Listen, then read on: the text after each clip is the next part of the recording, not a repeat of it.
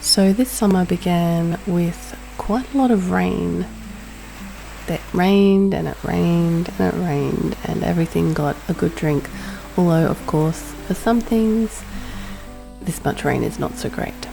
It has dried up a bit since then, but a lot of rain means a lot of grass growing. So there's a lot of stuff to be doing at this time of year to kind of control the grass and some of the things you don't necessarily want growing. But there's also a lot of things that are going really well. The zinnias in particular are looking wonderful at this time of year and growing strongly. I've got lots of different ones I'm experimenting with this year. And the garden in general is going really, really well, considering it is the most difficult part of the year to grow things. The summer sun is fierce at this time of year, so I haven't been in the garden as much. The summer sun combined with all the rain has meant it's more an indoor time of year, but the garden's been getting along reasonably well without too much interference, thankfully. When you live in the subtropics, there's no natural fallow or off period during the year, so I've decided that summer's going to be mine. Here's a few of the seeds I have sown recently, although some of them honestly have not actually come up very well. I think maybe it was just too hot or too dry at times. Plus, like I said, I've kind of been neglecting things a little bit this month, so I was just seeing what would work. But I've been planting a few things in these little sorts of gaps in my garden. Very much how I always plant. I pretty much do a polyculture style where I fit things in where they can go. This is our butterfly pea flower, which I'm really happy with. It's the first time I've grown it, and I planted it back in autumn and it kind of did nothing for a long time, but it loves hot weather. So in the last month or two, it's really grown amazingly. And of course you can dry these and use the ground flower as like a colouring agent in drinks. But you can also eat the pea pods, and they're strangely delicious. They have an interesting flavour, but I didn't realise they were edible. So that has been a really nice surprise. Nick's been making these lovely little bee houses after we went to a talk about how to do them properly. So we've got them popping up around the garden.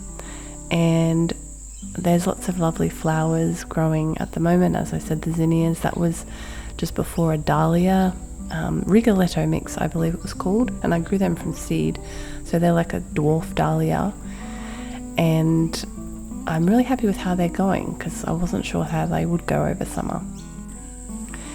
We've got some yarrow, some pink yarrow. The snapdragons are kind of finishing up now, and those violets just never seem to die. I'm growing some water chestnut that has been potted up into a bigger pot since I recorded this, and some cosmos. I have still been planting some things. I have a whole bunch of stuff that needs to go in the ground that's just living in pots at the moment, but a few things have gone in, and one of the things that has gone in is this Queensland arrowroot that I got at a harvest swap. Honestly, I just put it in this spot because I needed to put it in somewhere where the soil was okay. I don't think it'll live here permanently, but I just wanted to get it in the ground, and I had a little spot in this garden, so that's where it's going for now, and it's growing really well. Obviously it loves this sort of weather. You can tell by the leaves and the type of plant that it really loves the tropics and the subtropics and grows really well. So that's something I'm looking forward to eating when it's gotten a bit more established and seeing what it tastes like, because honestly I've never tried it. And Alice was keeping me company from within her cage as I was doing this. And a little thing that I also have discovered, and I don't know if this is a fluke or not, but you can see that I've planted this right near some fennel. And the fennel, I actually harvested the main bulb of that fennel months and months ago, and look what's happened, because I left it in the ground and these two new kind of bulbs have grown out of it, which I didn't know could happen. So we've since eaten one of those. Some harvest, sad onions. They did not get enough sun or nutrients where they were, so I'll try better next year. They should be full-size red onions, just so you know. Oh, and the corn, the sad corn harvest that has been partially eaten by, we think, rats. We're not sure. We're going to get some trail cams to see what we've actually up against, but we got some corn, not as much as I would like. You can see some of it didn't actually get pollinated because it rained. So, you know, the corn kernels weren't pollinated before the rain washed all the pollen away. And that's what happens when that happens. And slightly rat chewed bit of corn there as well. I lost a lot of corn to rats. Now we've got some sweet potato going off here.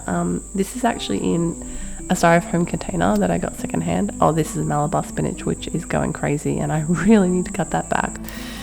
But here's the sweet potato. So this is a purple skinned white flesh variety, which I'd never eaten before, but again, I got it at a swap, and let me tell you, it is really delicious. I'm not sure which variety it is. I have to do some research, but it's really, really yummy, and I'm glad that I'm growing it, and I'm definitely going to be growing more of it. So just in this one little box. Now all of those leaves you saw were from this one little styrofoam box, and I got a couple of tubers out of there. So this has been growing for a couple of months. I'm not sure exactly how long, but it was good to get a couple of tubers out of there, and I've kind of left the slips in there to regrow. Another thing that's growing well is my special Atherton raspberry. This is a special thornless variety that is starting to become available from a couple of online nurseries.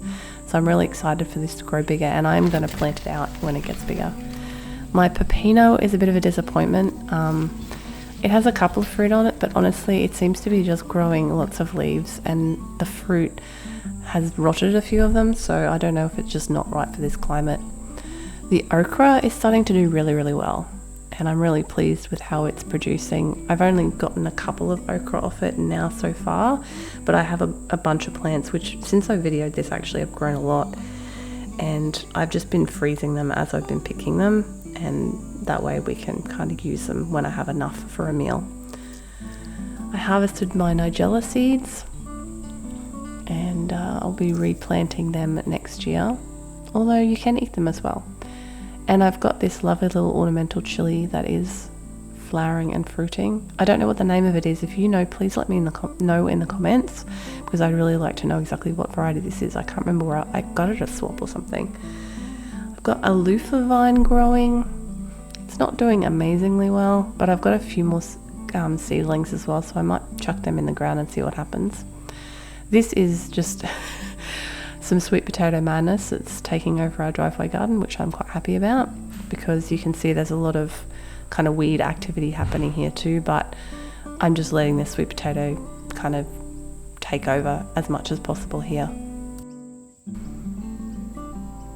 And I have to cage my sweet potato plants at the base to make sure the brush turkeys don't scrub them out of the ground.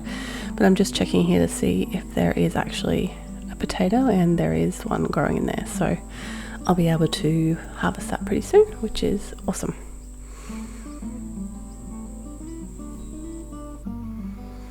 Now this has come out of our compost, our sugarcane mulch, and I thought I'd just let it grow because I didn't know what it was, and I was curious to see what it was. But I asked in a Facebook group, and they're telling me that they think it's African horned melon, which is actually like a naturalized weed here in Queensland. It is edible, so I'm kind of letting it grow just to see what it tastes like, but I probably won't grow it again because you can just see it's taking over. The lemon myrtle is very happy and has finished flowering for the year. It usually flowers around Christmas time. It did flower a little bit earlier. You can see it's kind of finishing up at this point.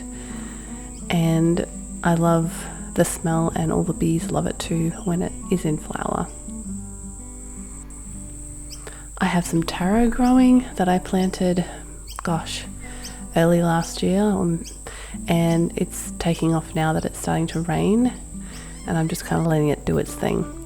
Now you can see this is a tromboncino or two tromboncinos. All that rain has really kind of had a deleterious effect on it. It's getting lots of powdery mildew, and I was kind of worried that it wasn't gonna make it through, but it does seem to have survived and is still growing, even though the older parts of the vine are looking really sad, and I'm hoping to get some more fruit off it. I got one earlier in kind of November, but since then there hasn't been much. And the watermelon has got a few babies growing on it, so I'm hoping that they'll get bigger as well. Now this is our front bed outside the front door. We had to put in a retaining wall here before we started planting out the bed, and you can see it's actually full of, there were golden cane palms here, or golden canes, so it's really matted with their old root system, but we had to put the retaining wall in so we could, protect the house. So that's a job that we got done in the last month, and we're just kind of letting it settle now through the middle of the hottest part of summer before we start planting it out. And I've got permaculture plans for this to make it an edible garden just outside the front door with stuff that is perennial, so I'm excited to get that started. There's a lot more happening in the garden than I managed to squeeze into this video. The eggplants are growing, the capsicums are growing. I'm hoping to show you all of those in my next video, my January video, and a few other bits and pieces that are coming along nicely as well.